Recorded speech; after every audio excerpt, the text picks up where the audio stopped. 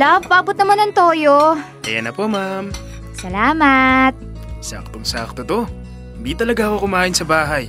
Alam kong magluluto ka na naman ng adobo. Kaya nga eh. Ilang ulit ka na bang humirit ng adobo sa akin? Hindi ko naman kasalanan kung ibang klase talaga yung luto mo. Simula nung natikman ko yun, parang wala nang ibang adobong pumasa sa panlasa ko. Sus! Grabe ka. Ang OA mo. Hindi ako nagbibiro. Pag wala kang adobo sa hapag, parang may kulang sa araw ko. O siya na. Tama na yung pambobola mo. Malapit na to. Magsando ka na ng kanin. By the way, babe, malapit na ang 3rd anniversary natin. May gusto ka bang puntahan? Ha? Di ba surprise dapat yan? Surprise nga dapat. Kaso, parang wala naman akong nabubulaga sa'yo. Tsaka, palagi kang may reklamo. Last time, hindi ka natuwa sa steak kasi sabi mo hilaw daw, kahit medium rare. Nung 1st anniversary natin, picnic pa yon ha. Pero na-bad trip ka rin dahil sa mga langgam at lamok. So this time, ikaw na mamili. Gusto ko yung talagang masaya ka. Sige. Pag-iisipan ko. Actually, bukod doon, may isa pa akong gustong pag-usapan. Ano na naman yan? Magpa-propose ka na ba? Hindi pa. Malayo pa yun. Nag-iipon pa ako, di ba? Pero seryoso ako. 3 taon na tayo. And everyday, mas sigurado ako na ikaw yung gusto kong makasama habang buhay. Kaya iniisip ko, baka pwede na tayong magsama sa iisang bubong. Magli-live-in tayo? Biglaan naman yata yan, love. Hindi naman biglaan kung tutusin. Palagi naman tayong magkasama. Yung effort pa na bumiyahe, gastos, oras. Lahat yun sayang kung araw-araw din lang tayo maghihiwalay uli sa gabi. Imagine mo, pagising mo, ako agad ang makikita mo. At syempre, araw-araw ko na rin matitikman ng luto mo. Win-win, di ba? Ang smooth ng segue mo ah. Pero, seryosong usapan to, love. Hindi basta-basta to. Alam ko, kaya hindi kita pinipilit. Pero gusto kong malaman mong sigurado na ako. Sigurado ako sa'yo. Ikaw lang. Kaya kung okay lang sa'yo, sabihan mo agad ako. Nagsisimula na rin akong tumingin ng mga apartment. Aray! Oh! Napaso ako! Yan kasi. Alam mong mainit yung kawali. Doon ka pa humawak. Halika nga rito. Patingin ang paso mo. Okay lang to. Maliit lang. Halika na. Kumain na tayo. Yes! Adobo time, baby!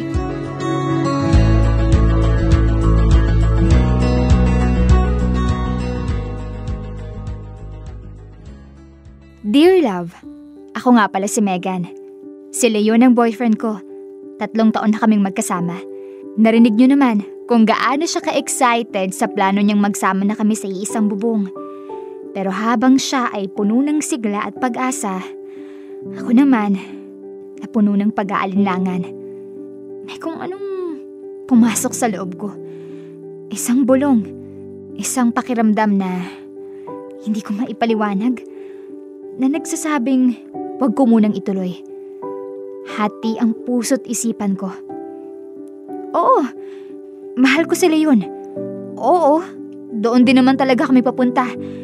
Pero sa kabila ng lahat, may hinahanap ako. Hindi ko nga rin alam kung ano.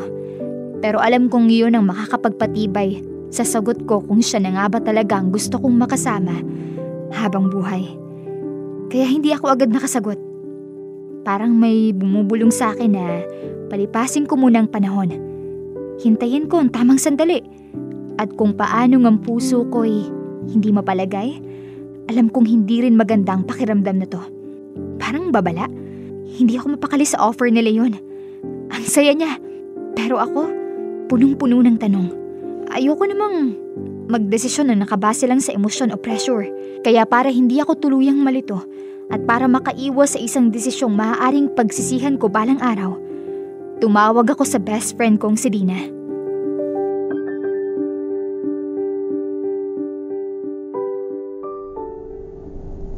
Oh Meg, anong milagro to? Ikaw pa nagyayang manood ng sine ha? Libre mo pa ako ha? Sino ka at anong ginawa mo sa kuripot kong kaibigan? May something no? Kayo ba ni Leon? Hindi naman problema talaga. Pero Sila yun. Niyaya akong mag-live-in. Ha? 3 taon na rin naman na kayo ah. Parang logical next step naman yun. Oo nga. Pero, hindi kasi sa tagal lang nasukat yun. Alam mo yun, parang kung kasal din naman ng punta, hindi ba dapat mas buo yung loob ko? Pero ngayon, parang may pumipigil sa akin. Bakit naman? Hindi mo ba nakikitang magiging asawa mo si Leon? Hindi ko alam. Siguro, oo. Pero, may nararamdaman akong parang hindi pa ito yung tamang oras. Hindi ko rin maipaliwanag. Alam mo, feeling ko, baka natatakot ka lang sa pagbabago. O baka iniisip mo na masisira lang yung rhythm nyo kapag nagsama kayo? Possible. Pero parte rin nun yung feeling na parang may kulang pa. O may gusto pa akong malaman tungkol sa kanya. Ay nako, alam mo Meg, minsan yung mga tanong na yan, hindi mo talaga masasagot hanggat hindi mo sinusubukan. Sa live-in, mas makikilala mo siya. Masusubok yung dynamics nyo bago pa man kayo tumalon sa kasal. Pero paano ko sasabihin sa kanya na ayoko pa? Ayoko namang isipin niya na hindi ako sigurado sa kanya. O worse, na may problema kami. Ano ka ba? Sabihin mo na lang ng diretso. Megan, be honest. Pero mahinahon. Kung mahal ka ni Leon, maiintindihan ka niya. Tsaka hindi ka naman niya pinipilit, di ba? Hindi naman. Very respectful naman siya. Pero ako tong naguguluhan. Then honor that. Hindi mo kailangang ipilit yung sarili mo kung hindi pa buo yung loob mo. Kung ino-overthink mo to, baka pati relasyon nyo madamay niyan. Baka nga nabibigla lang talaga ako. Lalo na't first time kong harapin yung ganitong klaseng desisyon. Ay nako, alam mo, ang love life parang sine yan eh. Kahit gaano ka pa ka-excited sa trailer, pag hindi mo gusto yung buong kwento, hindi mo rin tatapusin. So don't rush. Exactly. Kaya ngayon, need mo ng distraction. Tara na sa sine bago pa magbagong isip mo. Sige na nga. Kailangan ko nga nito.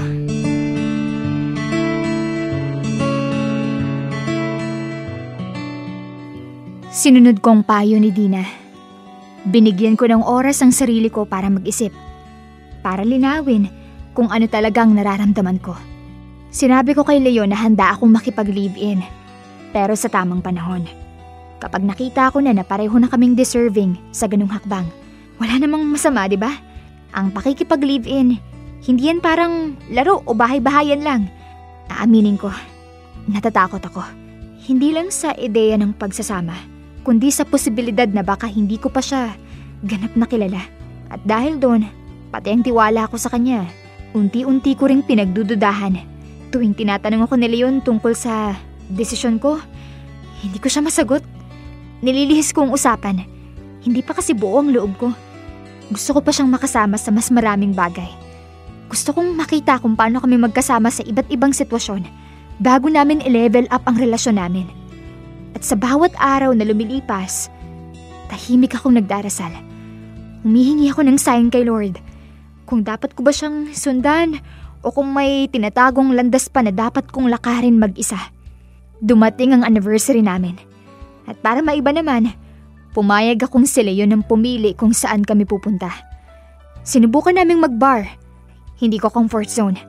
Pero gusto ko ring maranasan ang mga bagay na hindi ko pa nasusubukan. Kasama siya.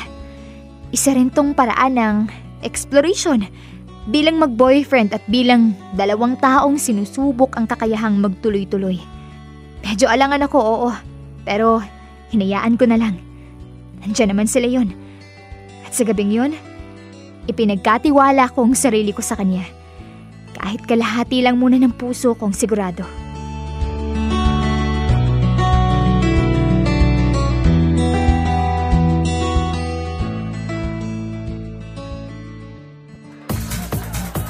Woo! Party, party! Let's dance, love! Happy anniversary! Happy anniversary! Love! Pwede bang umupo muna tayo? Ha? Hindi kita marinig! Umupo muna tayo, love! Oh, love. Okay ka lang? Oo naman. Pero ang lakas pala talaga ng tugtog dito. Kinakabahan ako. Parang may mabigat sa dibdib ko. Normal lang yan, love. May ingay talaga sa ganito. relax ka lang. Masasanay ka rin. Tsaka, love, pwede ba talagang magyosi sa loob? Hindi na yata galing sa smoke machine yung usok eh. Oo. Ganyan talaga dito. Chill ka lang. Iinom ka pa ba? Oo naman. Di ba nga celebration natin to? Ako hindi na. Ako na lang magdadrive pa uwi. Hi, man! Oh, may mga strippers pala dito? What's your name, Pogi? Ako? Leon. Oh, Leon. I like that. Parang nanglalapa. Would you like some lap dance, baby? Sure. Leon! Anong ginagawa mo? Can I twerk on your face? Oh! Leon! Ano ba? Oops! Wala nga kayo dyan. Mukhang umalis na yung kasama mo, Leon! Megan! Sandali lang!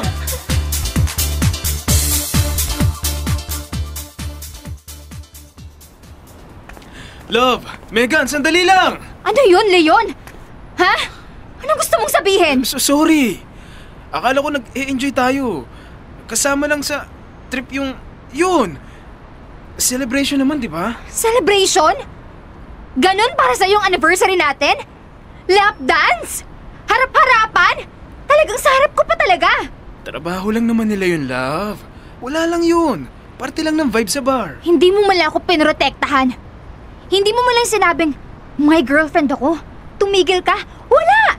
Nakangiti ka pa. At ang mas masakit, parang wala lang sa'yo. Grabe ka. Parang yun lang. Saka sanay naman na ako sa mga ganun. Walang mali siya yun sa akin. Sanay? Ibig mong sabihin, lagi kang pumupunta sa ganung lugar kahit hindi mo sinasabi sa akin? Minsan. Pag galing sa trabaho, napapadaan. Walang mali dun, love. Kakadiri ka, Leon. Ang OA mo naman. OA? Hindi OA ang paghingi ng respeto, Leon. Hindi OA ang umasa na sa anniversary natin, pipiliin mong iparamdam na mahalaga ako. Hindi yung parang wala lang akong kasama. So ano ngayon, Meg? Break na lang tayo? Dahil lang sa isang sayaw, sa isang gabi? Hindi lang to tungkol sa isang gabi, Leon. Tungkol to sa kung paano mo ako tinitignan. Sa kung anong klase ng relasyon ang gusto mong buuin. Hindi ako pupunta sa bahay mo para tratuhin mo ng ganyan. Megan! Tawan mo ako! Kung ganito ka kapag magkasama tayo, lalo na kapag lasing ka o masaya ka, paano pa sa araw-araw? Paano pa kapag tumira na tayo sa isang bubong? So, makikipaghiwalay ka? Ganun na lang? Hindi to ganun na lang. Pinag-isipan ko to. Pinagdasal ko. At ngayong nakita ko na kung anong klaseng respeto ang kaya mong ibigay. Oo, Leon. Ito na yon. Tapos na tayo.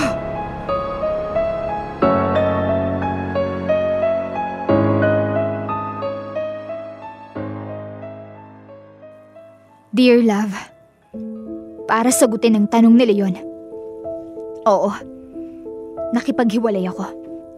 At sa totoo lang, hindi na kailangan ng mas mahabang pag-iisip pa.